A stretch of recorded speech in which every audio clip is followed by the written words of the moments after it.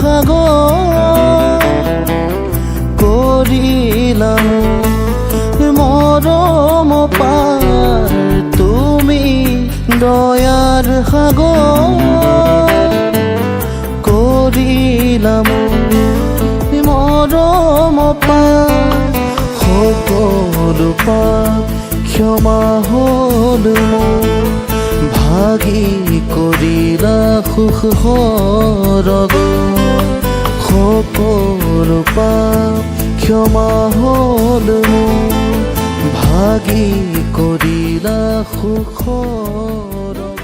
প্ৰভু যীশুখ্ৰীষ্টৰ সৰ্বোত্তম আৰু মধুৰ নামত আপোনালোকক সকলোকে অভিনন্দন। পবিত্ৰ বাইবেলত যোহন 19:17 আমি এইদৰে পঢ়োঁ, এতেকে তেওঁবিলাকে যীশুক লৈ গ'ল আৰু তেওঁ নিজৰ নিমিত্তে ক্ৰুচৰ ভাৰ বৈ ইব্ৰী ভাষাৰে যাক গলগথা বোলে এনে মূৰৰ লাও খোলা নামেৰে ঠাইলৈ ওলাই গ'ল। প্ৰভু যীশুখ্ৰীষ্টক শত্ৰুৰ হাতত সোধাই দিয়া হ'ল। ৰাতি তেওঁক মহাপুৰোহিত আৰু পিলাতৰ সন্মুখত তেওঁৰ মোকৰ্দমা চলালে।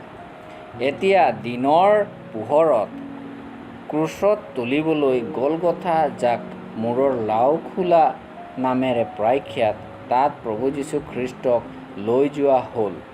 পুৰণি নিয়মত যিহুদীবিলাকক পাপ বলিৰ বিধি দিয়াৰ অনুযায়ী যেতিয়া বলিৰ ছাগ মাৰি দিয়া হয়, তেতিয়া মহাপুৰোহিতে সেই বলিৰ ছাগৰ তেজ লৈ গৈ প্ৰায়শ্চিত্তৰ বাবে পৰমেশ্বৰৰ উপস্থিতিত ছটিয়াই দিয়া হয়।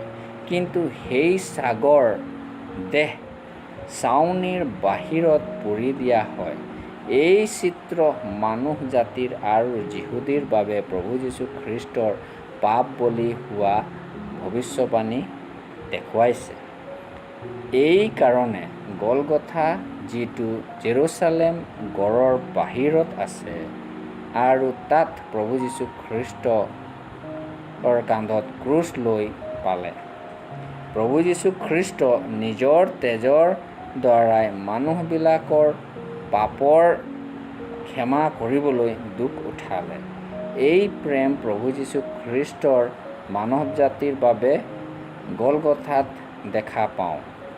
আমি তেওঁত বিশ্বাস কৰি উদ্ধাৰ পাব পাৰিম। যি প্ৰভু যীশুখ্ৰীষ্ট আজি, কালি আৰু সদাকাললৈকে একেই হৈ আছে, যাৰ প্ৰেম একেই হৈ আছে, তেওঁত আপুনিও বিশ্বাস কৰি উদ্ধাৰ পায়। প্ৰভুৰ ওচৰত আমাৰ এই প্ৰাৰ্থনা। ধন্যবাদ।